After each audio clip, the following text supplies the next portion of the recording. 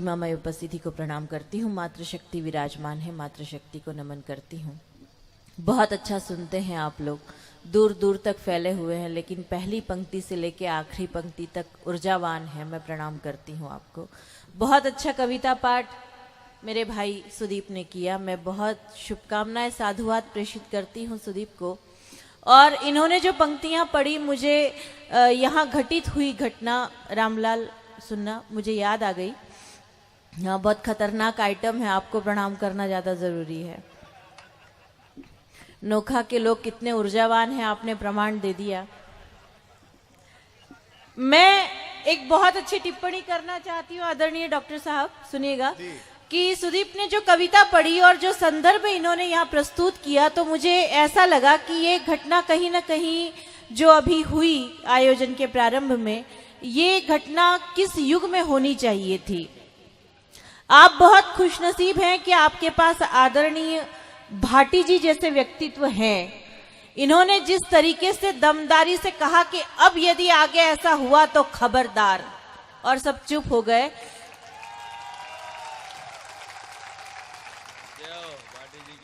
तालियों की टिप्पणी ये नहीं है, बात पूरी सुनिएगा। और यदि आपको ऐसा लगे कि इस माहौल में मैंने बहुत सही टिप्पणी की है, तो यहाँ से वहां तक तालियों की गड़गड़ाहट मुझ तक पहुंचनी चाहिए। कहना ये चाहती हूं कि जिस प्रकार आदरणीय भाटी जी ने कहा खबरदार, और आप चुप हो गए, यदि युगों पहले महाभारत के युग में जब राष्ट्र चौसर पर बिछा हुआ था और द्रौपदी का चीरहरण हो रहा था, उस समय यदि भीष्म पितामह ने एक बार उठकर कह दिया होता खबरदार। वाह वाह वाह वाह, क्या बात है प्रेरणा, वाह वाह वाह वाह, आहा आहा, तो महाभारत नहीं होता, न कौरव होते, और न ये वैमनस्य होता, न भाई भाई के बीच युद्ध होता। इसलिए आपको प्रणाम करती हूँ कि इस मिट्टी में ऐसे ऊर्जावान लोग मौजूद हैं। आप तो बहुत ही खतरनाक आइटम है, मैं पहले ही कह चुकी हूँ। मतलब, और ये जो वो गुलाबी शर्ट वाले भाई साहब यहाँ बैठे थे, वो कहाँ गए? चले गए यहाँ से। आप सामने बैठे रहिए, आप कहीं मत जाइए। अभी 2 मिनट पहले जब आप इधर से उठ के उधर दौड़े और उधर से इधर दौड़े, तो मुझे लगा फाइनल खेलने आ रहे हैं। मैं डर गई। आप बिल्कुल गुलाबी कुर्ते में ऐसे लग रहे हैं जैसे 2000 का नोट रखा हुआ है। और ऐसे ही मुस्कुराते रहिए और मुझे देखकर मुस्कुराते रहिए बस।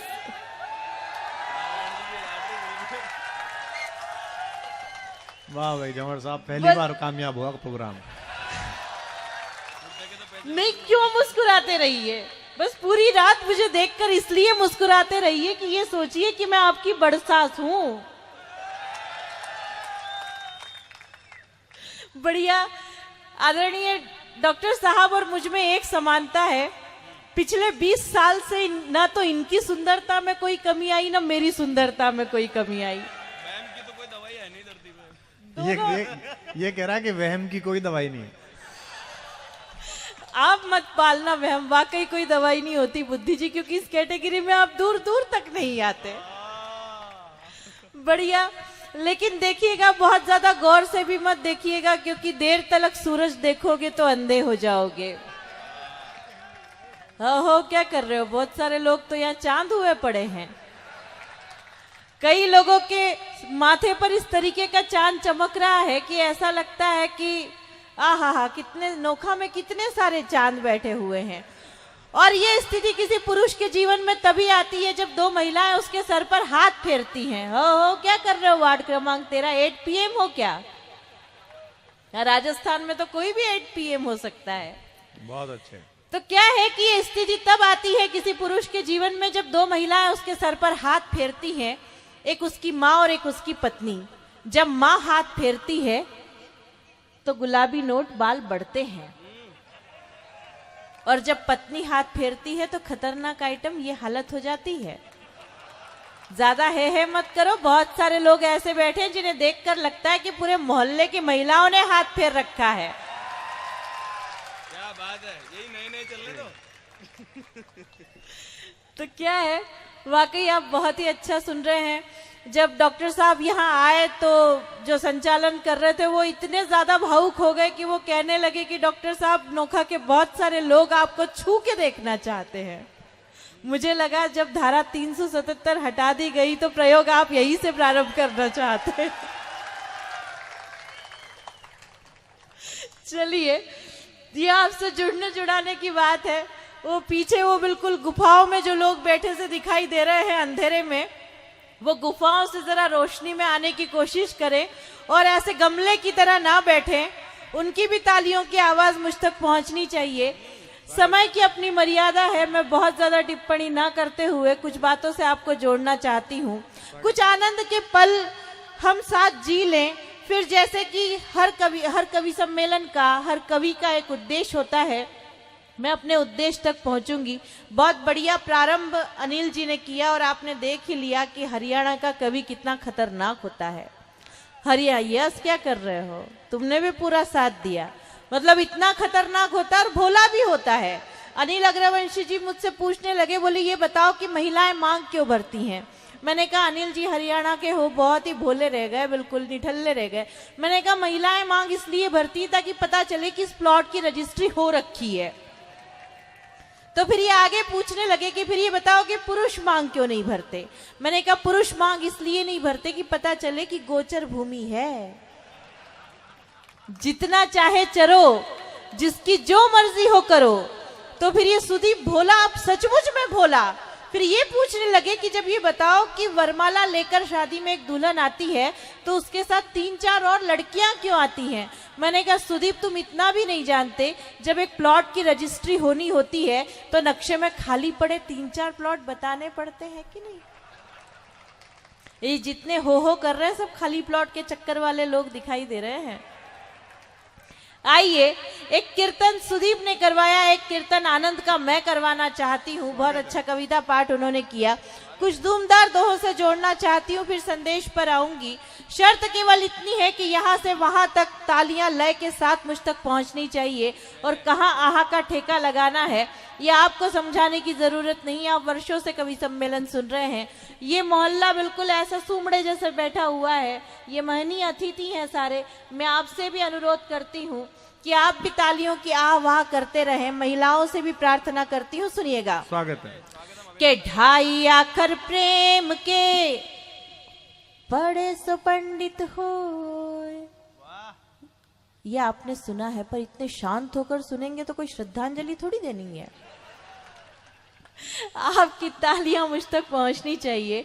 मैं बात प्रारंभ करती हूँ, साथ में तालियां लय के साथ पहुंचनी चाहिए जी। के ढाई आकर प्रेम के बड़े सो पंडित हो। ढाई, एक एक ताली की आवाज जब तक मुझ तक नहीं पहुंचेगी मैं एक ही पंक्ति को पूरी रात गाती रहूंगी और हमें डॉक्टर साहब तक पहुंचना है। अब आप सोच लीजिए कि ढाई आखर प्रेम के बड़े सो पंडित हो। नजरों से नजरें मिली, बोलो कैसे सोए कि चकमा दे गई लैला, कि चक्री हुआ है छैला। ये आहा का ठेका ठीक से लगना चाहिए कि चकमा दे गई लैला, कि चक्री हुआ है छैला।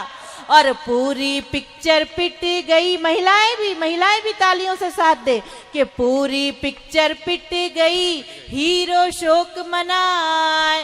पूरी पिक्चर पिट गई, हीरो शोक मनाए।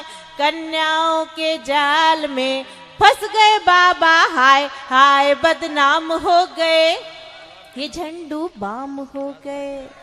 हाय बदनाम हो गए, ये झंडू बाम हो गए। और 10 जनपद के द्वार पर राहुल खड़े उदास। तालियां मुझ तक पहुंचनी चाहिए। इतना हुजूम यहाँ बैठा हुआ है, इतना जन समुदाय यहाँ बैठा है, और यदि इतनी सी तालियां आती हैं तो ऐसा लगेगा कि नोखा में इतने ही बुद्धिजीवी लोग बचे हैं। इसलिए तालियां मुझ तक पहुंचनी चाहिए कि 10 जनपद के द्वार पर राहुल खड़े उदास। समझाती है सोनिया, हो जा पप्पू पास, चली मोदी की आंधी, करे क्या राहुल गांधी। चली मोदी की आंधी, करे क्या राहुल गांधी। और ये काका जी बहुत अच्छे से बैठकर सुन रहे हैं। मैं इन्हें विशेष प्रणाम करती हूँ। काका जी आपने भी प्यार तो किया ही होगा, है क्या कर रहे हो? क्या तुम नहीं ठेका ले रखा? जितने पप्पू बैठे हैं सारे, आपने भी प्यार किया ही होगा और प्यार में कई गलियों के चक्कर लगाए होंगे। नोखा के तो बुजुर्ग भी बहुत ऊर्जावान है साहब। मुझे एक बुजुर्ग मिल गए, ये काका जी मिल गए। मैंने इनसे पूछा, मैंने कहा काका जी आपके समय में जब मिलने मिलाने का अवसर नहीं दिया जाता था, काकी से आप कैसे मिलते थे? तो ये कहने लगे कुछ नहीं, मैं हरिद्वार से एक घंटी ले आया था, जब मुझे तुम्हारी काकी से मिलना होता तो मैं घंटी बजा देता, वो समझ जाती। मैंने कहा ये तो रही आपकी बात, यदि काकी जी को आपसे मिलना होता था तो वो क्या करती थी? बोले कुछ नहीं, वो हर 10 मिनट में आकर पूछ लेती घंटी बजाई थी क्या। तो एक बार जोरदार तालियां बजाकर बताइए कि आप मुझे सुन रहे हैं। स्वागत है, पढ़िए। तो काका जी आपके प्यार के नाम 4 पंक्तियां पढ़ती हूँ कि जिनकी गलियों के लगे, और जितने बुजुर्गवार यहाँ बैठे हैं सब अपनी अपनी यादों में खो जाए जब उन्होंने गलियों के चक्कर लगाए थे। गुलाबी नोट आप मत खोना। हाँ, भाभी जी यहाँ कहीं बैठी होंगी तो फिर वो नागरिक अभिनंदन कर देंगी घर जाने पे, इसलिए आप मत खोना। कि जिनकी गलियों के लगे चक्कर रोज हजार, तालियों से साथ मिलना चाहिए।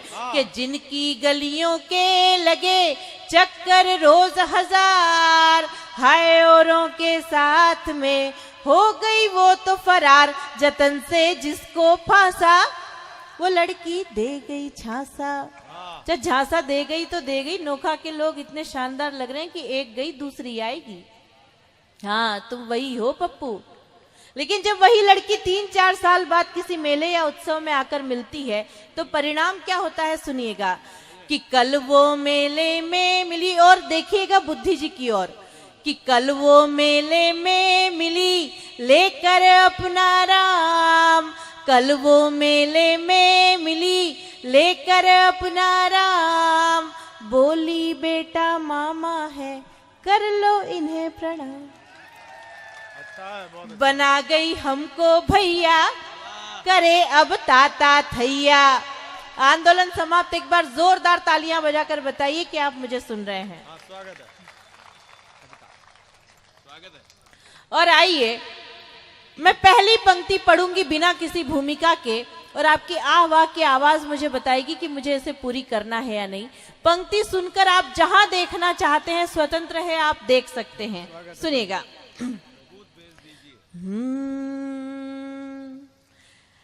केजरी ये झाड़ू वाला, ताह करने से काम नहीं चलेगा। एक बार दोनों हाथ हवा में लहराते हुए तालियां बजाकर बताइए तो मैं प्रारंभ होना चाहती हूँ। सुनिए और अब तालियों से साथ दीजिए।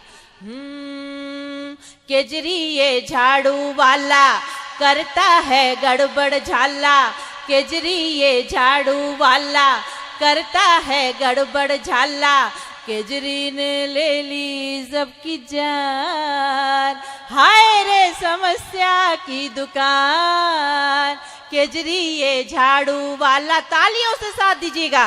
केजरी ये झाड़ू वाला करता है गड़बड़ झाला, केजरी ने ले ली सबकी जान, हाय रे समस्या की दुकान।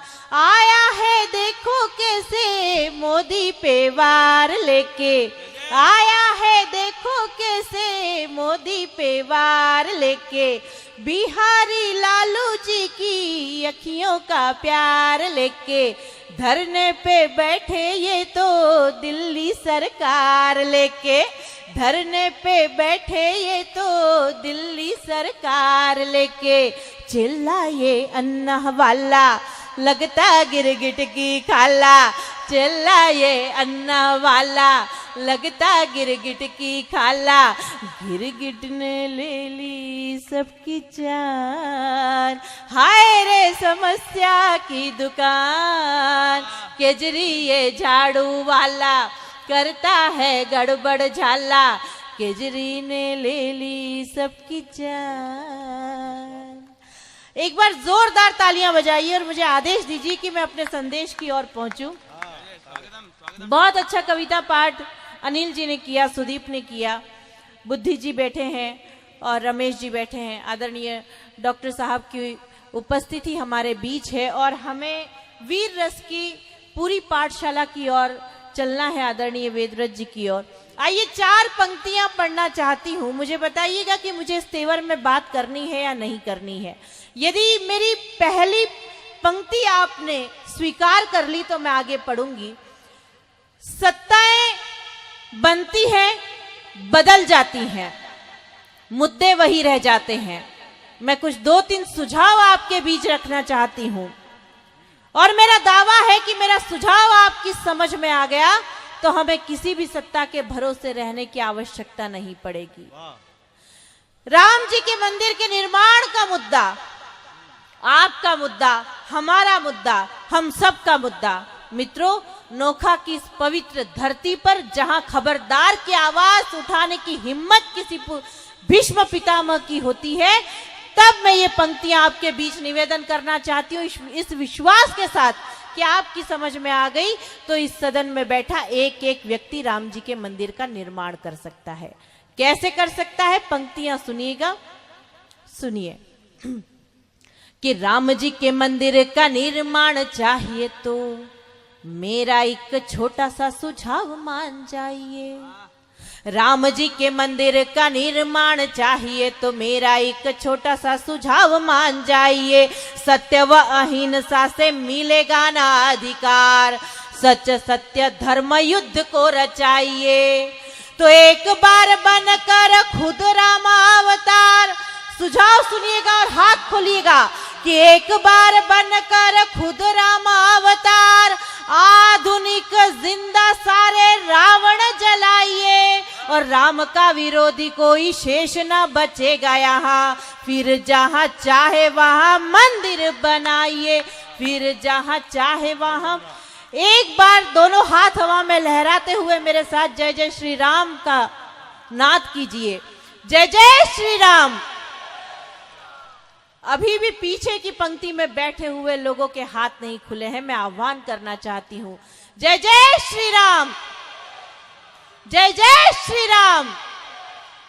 आइए पंक्तियां निवेदन करती हूं कि इटली की मेम चली घूमने को गली गली, देश का प्रधान बनने की सोच रही है।